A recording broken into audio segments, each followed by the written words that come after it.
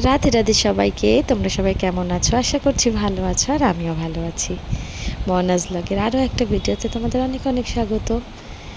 আজকে সকাল সকাল দেখো আমরা বেরিয়ে পড়েছিলাম একটা জায়গায় ঘুরতে যাব বলে। তো সেই জায়গাটা না অনেকটা দূর, এই রাস্তার মধ্যে দিয়ে যেতে হয়। এই রাস্তাটা হচ্ছে কি কুশীনগরের রাস্তা। আর এখানে বুড়িয়া মাই বলে একটা মন্দির আছে, যে মন্দিরের ব্লগিং কিন্তু আমি আগে দিয়েছি, তোমরা চাইলে দেখতে পারো। এই রাস্তাটাতে যেতে যেতে অনেক বাদর থাকে এখানে, অনেক হাত থেকে জিনিসপত্র ছিনিয়েও নিতে পারি, এরকম একটা সিচুয়েশান এখানে। রাস্তাটা কিন্তু খুব সুন্দর, কারণ চারিদিকটা একদম সবুজ সবুজ। সকাল সকাল বেরিয়ানো হয়েছিল বলে অতটা আমরা বুঝতে পারছিলাম না, বাট আমরা যখন পৌঁছালাম তারপরে কিন্তু আমাদের হাল খুব খারাপ ছিল। এই যে আমরা পৌঁছে গেছি কুশীনগর। কুশীনগর এমন একটা জায়গা যেখানে হয় না ছোটোখাটো স্কুল থেকে পিকনিকে নিয়ে যায়, ওরকম মতন একটা জায়গা।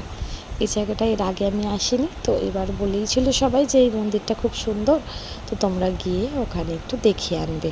তো দিয়া মনীষা যেহেতু এসেছে, ওই জন্য আমরা ওখানে গেছিলাম। মন্দিরটা কিন্তু গোরখপুর আমরা যেখানে থাকি সেখান থেকে প্রায় 60 কিলোমিটার, প্রায় না 60 কিলোমিটারের বেশি আসা যাওয়া, টোটাল মিলিয়ে 120 কিলোমিটার। আমরা কিন্তু বাইকেই গেছিলাম। প্রথমে আমাদের গাড়ি যাওয়ার কথা ছিল, বাট সেখানে দিয়া আর মনীষার মোড়টা একটুখানি অফ, কারণ তারা গাড়িতে ভালো বসতে পারে না, অসুবিধা হয়, তাই কারণে আমরা কিন্তু বাইকে গেছিলাম।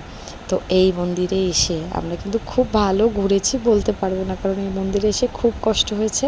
কারণ এখানে সেদিন ছিল বীভৎস রোদ, আর এত গরমের ভেতরে এরকম খোলা ওপেন জায়গায় ঘোরাটা যে কী কষ্টের, সেটা তো যারা দেখেছে তারাই জানবে।